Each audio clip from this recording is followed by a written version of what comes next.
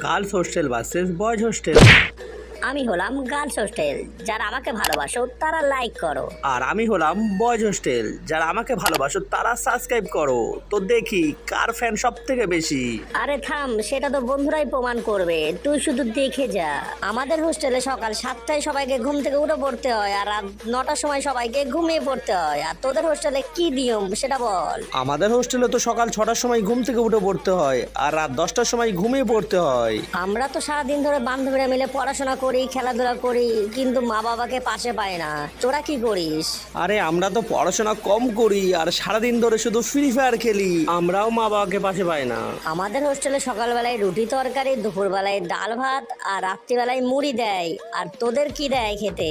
আরে আমাদের সাথে পারবি না তোরা। আমাদের সকালবেলায় ডিম আর দুধ দেয়, দুপুরবেলায় ভাত ডাল তরকারি, রাত্রিবেলায় রুটি দেয়। তো তোমরাই কমেন্টে ভোট করো, গার্লস হোস্টেল না বয়েজ হোস্টেল।